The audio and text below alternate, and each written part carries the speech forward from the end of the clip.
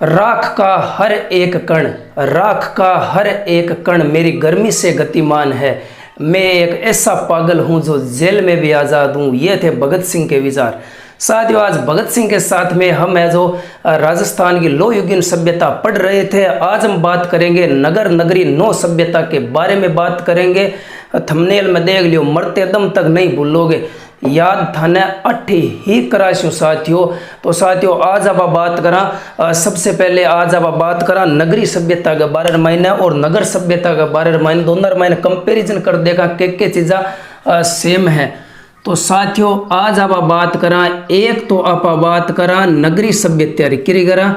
साथियों, एक हम बात करेंगे नगरी सभ्यता के बारे में। नगर और नगरी के बारे में हमें कुछ जानकारी है वो मिलती है, कंपैरिजन के हिसाब से पढ़ेंगे तो हमें याद हो जाएगा। नहीं साथियों, याद करना बहुत ही टेढ़ा काम है। साथियों, आज मैं जो नगरी सभ्यता और नगर सभ्यता के बारे में चर्चा करूंगा आपके साथ में। तो साथियों, सबसे पहले बात करेंगे हम, साथियों सबसे पहले आप बात करा नगरी सभ्यता के बारे में। साथियों, नगरी बड़ो हुए या नगर बड़ो हुए थे कैसे? नगर बड़ो है, नगर बड़ा होता है। तो साथियों, हर बार है वो परीक्षा में एक हमें कन्फ्यूजन रहता है कि सीवी जनपद का संबंध और मालव जनपद का संबंध है वो किस सभ्यता से आता है। मालव जनपद अब नगरी होगा या नगर होगा, सीवी जनपद का संबंध है वो नगरी सभ्यता से होगा या नगर सभ्यता से होगा। ये कन्फ्यूजन साथियों आज मैं दूर करूंगा एकदम, और आज के बाद में आपको एकदम सटीक याद रहेगा ये सभी बातें। तो साथियों, आप सबसे पहले मुझे ये बताइए कि नगरी बड़ा होता है या नगर बड़ा होता है। तो साथियों, आप सभी यही कहोगे कि सर नगर बड़ा होता है। नगर बड़ा होता है तो इतिहास में हमें मालव जनपद, मालव साम्राज्य के बारे में, मालव साम्राज्य का विस्तार है वो बहुत ज़्यादा था। यह सबसे बड़ा मालव जनपद है वो बड़ा साम्राज्य था। तो नगर बड़ा होता है तो मालव साम्राज्य बड़ा था, तो मालव जनपद का संबंध है वो किस सभ्यता से आ जाएगा? मालव जनपद का संबंध है वो नगर सभ्यता से आ जाएगा। ये बात हो गई क्लियर। और साथियों, पीछे बची हमारी सीवी जनपद, तो सीवी जनपद का संबंध है वो ये आ जाएगा नगरी सभ्यता से। साथियों, नगरी सभ्यता से आ जाएगा। आप इससे भी याद रख सकते हैं, ये जो री की मात्रा है आप इसको सह भी समझ सकते हो, तो सीवी जनपद हो जाएगा। तो साथियों, आपको मैं एक बात और पूछना चाहूँगा कि आप है वो नगर में खड़ा रहना पसंद करेंगे या फिर गाँव रे मायने रहना तो पसंद करो? खड़ा तो गुरुजी मैं तो शहर में होश्या। शहर में क्यों होश्यो? शहर के मायने सुविधा है सगली, शहर के मायने खड़ो रहना पसंद करा, मतलब नगर के मायने खड़ो रहना पसंद करा। तो साथियों, नगर सभ्यता को क्या कहा जाता है? नगर सभ्यता को खेड़ा सभ्यता कहा जाता है। तो साथियों, नगर सभ्यता को जो है वो खेड़ा सभ्यता कहा जाता है। और नगरी सभ्यता की जो साथियों उत्खनन है वो किसने किया था? नगरी सभ्यता का उत्खनन है वो 1904 में D.R. भंडारकर आता है। कौन आता है? D.R. भंडारकर आता है। साथियों, अब हम बात करेंगे कि नगरी का प्राचीन नाम, नगरी को क्या कहा जाता है? साथियों, नगरी को क्या कहा जाता है? नगरी को मध्यमिका कहा जाता है। ये प्रश्न ये है जो कई एग्जामों में पूछा गया है कि मध्यमिका किस सभ्यता का पुराना नाम है? तो नगरी सभ्यता को ही मध्यमिका कहा जाता है। नगरी सभ्यता को मध्यमिका कहा जाता है, या नगरी का प्राचीन नाम है वो मध्यमिका। साथियों, हमें मिलता है, यहाँ से हमें क्या मिलता है? आप इस गै से याद करेंगे। हमें यहाँ पर साथियों गुप्त काल, जो गुप्त काल में मंदिर बने थे, हमें यहाँ पर गुप्त काल के मंदिरों के साक्ष्य भी हमको कहाँ से मिले हैं? तो नगरी सभ्यता से हमें गुप्त काल के मंदिरों के साक्ष्य मिले हैं। और यहाँ पर क्या मिली है साथियों, इन्हीं मंदिरों में क्या स्थापित की जाती है? मूर्ति स्थापित की जाती है। मंदिर के मायने मूर्ति ही लगी होती है।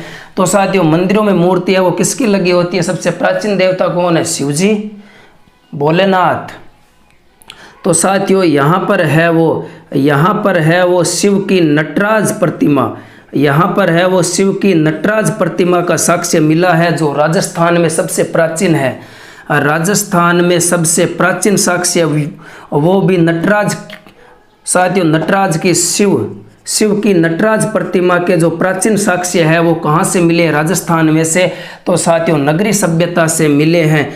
ये बात आपको भी ध्यान रखनी है। तो ये हमारी है वो नगरी सभ्यता है वो कंप्लीट हो जाती है। नगरी सभ्यता है वो नगरी सभ्यता का संबंध है वो शिवी जनपद से है। इसका उत्खनन है, इसको खुदवाया था साथियों 1904 में D.R. भंडारकर ने। साथियों नगरी का प्राचीन नाम मिलता है मध्यमिका मिलता है, ये आपको थोड़ा ध्यान रखना है। और साथियों आपको थोड़ा ये भी ध्यान रखना है शिवी जनपद वाला। और साथियों नगरी सभ्यता में हमें गुप्त काल में जो मंदिर बने थे उस मंदिरों के साक्ष्य हमें यहाँ पर मिले हैं। और साथियों इन्हीं मंदिरों में जो शिव की नटराज प्रतिमा है वो भी हमें यहाँ पर मिली है और यह राजस्थान में सबसे प्राचीन मानी जाती है। तो साथियों अब हम बात करेंगे नगर सभ्यता के बारे में। इसे खेड़ा सभ्यता कहा जाता है। मालव जनपद का संबंध इससे आता है। तो साथियों मालव जनपद का संबंध आता है तो यहाँ से मालव जनपद से साथियों कुछ रिलेटेड है वो चीज़ें तो मिलेगी, ये तो एकदम कन्फर्म बात है। मालव जनपद का जब नगर सभ्यता से संबंध आता है तो मालव जनपद के कुछ ना कुछ प्रमाण यहाँ पर मिलेंगे, ये तो बात है वो स्वाभाविक सी है। तो साथियों यहाँ पर हमको क्या मिले हैं? यहाँ पर हमको 6000 है वो तांबे के सिक्के मिले हैं। 6000 है वो तांबे के सिक्के मिले हैं जो मालव जनपद के माने जाते हैं। साथियों मालव जनपद के माने जाते हैं। यहाँ से हमें 6000 है वो तांबे के सिक्के मिले हैं। तो साथियों अब हम बात करेंगे 6000 तांबे के सिक्के मिले हैं। इन्हीं 6000 तांबे के सिक्कों की खोज है वो किसने की थी? सिक्का के हुए सिक्का हुआ काला हुआ है, सिक्का के हुआ तांबे का सिक्का के हुआ थोड़े टाइम के बाद मैंने काला हो जाए। तो 6000 तांबा रे सिक्का की खोज है जो कौन करे? साथियों याद रख लिया कालाइल। साथियों कालाइल ने ही खोज की थी 6000 तांबे के सिक्के की जो नगर सभ्यता में हमें देखने को मिलते हैं। तो साथियों अब मैं बात करूंगा।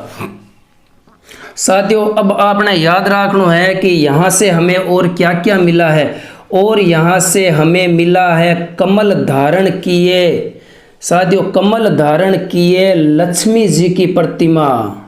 साथियों कमल धारण किए, हाथ में कमल लिया हुआ है लक्ष्मी माता के, ये हमें यहाँ पर प्रतिमा मिलती है। और साथियों हमें यहाँ पर क्या मिलता है? हमें यहाँ पर है वो देवी दुर्गा की प्रतिमा मिलती है। देवी दुर्गा की प्रतिमा यहाँ पर दीवारों पर मिलती है। और साथियों उसके बाद में बात करेंगे तो साथियों हमें यहाँ पर गणेश जी से संबंधित जो मोदक की प्रतिमा है, साथियों गणेश जी से संबंध जो मोदक की प्रतिमा आती है वो भी हमें यहाँ से मिलती है। और साथियों अगर थोड़ी और अगर इसमें बात करेंगे तो साथियों थोड़ी और अगर इसमें बात करें तो साथियों हमें यहाँ पर फणधारी नाग का चित्रांकन हमें यहाँ पर मिला है। फणधारी नाग का हमें यहाँ पर चित्रांकन मिला है। रति कामदेव की प्रतिमा मिली है। महिषासुर मर्दनी की प्रतिमा मिली है। हमें यहाँ पर और क्या क्या मिला है? तो हमें यहाँ पर फणधारी नाग का चित्रांकन हमें यहाँ पर देखने को मिलता है। दीवारों पर फणधारी नाग का चित्रांकन हमें यहाँ पर मिलता है। तो और साथियों आगे बात करें तो आगे हमें यहाँ पर क्या मिला है? तो साथियों ये थोड़ा इम्पोर्टेंट है, मैं लिख रहा हूँ जो महिषासुर और मर्दनी, हम महिषासुर मर्दनी की प्रतिमा है वो हमें कहाँ पर मिली है? नगर सभ्यता से मिली है। नगर सभ्यता से मिली है। लैला और मजनू की प्रतिमा मिली है। लैला और मजनू की प्रतिमा मिली है। रति कामदेव की मिली है। रति और कामदेव की पूछ ले प्रतिमा तो वो कहाँ पर मिली है? रति कामदेव महिषासुर मर्दनी, ये है जो नगरी सभ्यता से नगर सभ्यता से इनका संबंध आता है। और साथियों अब हम बात करेंगे, ये थी हमारी नगर सभ्यता। नगर सभ्यता का संबंध मालव जनपद से, इसे खेड़ा सभ्यता कहा जाता है।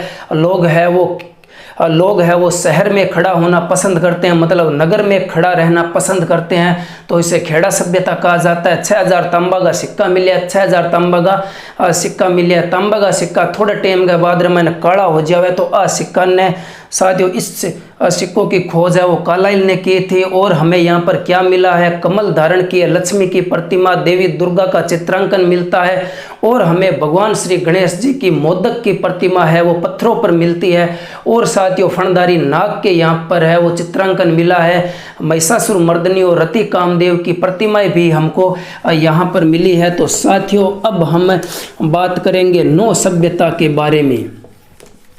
साथियों नौ सभ्यता के बारे मायने थाने नौ सभ्यता है जी कहाँ पर है। अरे साथियों साथियों साथियों साथियों साथियों आपको थोड़ा ये भी याद रखना है कि साथियों नगर सभ्यता है वो कहाँ पर है और नगरी कहाँ पर है। नगर सभ्यता नगरी है वो कहाँ पर है, चित्तौड़गढ़ में है। नगर साथियों नगरी सभ्यता चित्तौड़गढ़ में है और नगर सभ्यता कहाँ पर है, टोंक में है। ये बात भी आपको ध्यान में रखनी है। तो साथियों अब हम बात करेंगे नौ सभ्यता के बारे में। साथियों नौ सभ्यता के बारे में बात करने वाला हूँ। नौ सभ्यता के साथियों आज के बाद में आपको ये नौ सभ्यता कभी नहीं पढ़नी पड़ेगी, ये मेरा वादा है।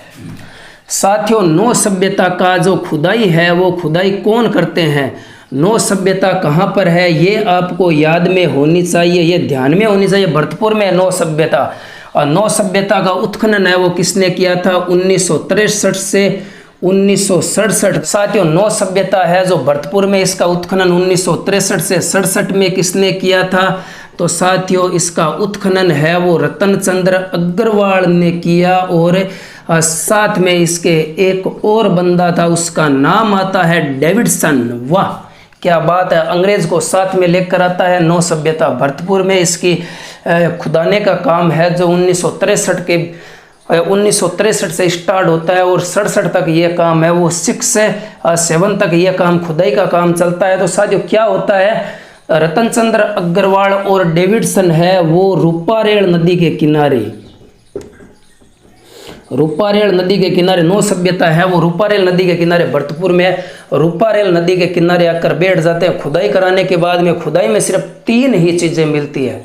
रतन चंद्र अग्रवाल कहे कि 3 चीज़ है जगी, और 3 के मायने 2 मैं ले, डेविडसन कहे 2 मैं ले, जन बार बीच मैंने के जो झगड़ो हो जाए ये चीज़ ने कि 3 चीज़ है जी, 3 चीज़ के मायनू रतन चंद्र अग्रवाल के भाईडा मैं खोजी ज़्यादा, मैं बड़ खड़ियो तू तो सुत्यो हो, मैं बड़ खड़ियो वीर कन्या के बोले नौ सभ्यतारी मजदूर है जो वहाँ पर खुदाई कर रहे थे, मैं वहाँ पर खड़ा था। आ बात किन के डेविडसन ने कहे, डेविडसन कहे मैं सुत्यो तो मैं कठवायो, मैं बाहर से आया था आपके साथ में, तो दो चीज़ें हैं वो मुझे देने की ज़रूरत है आपको नहीं।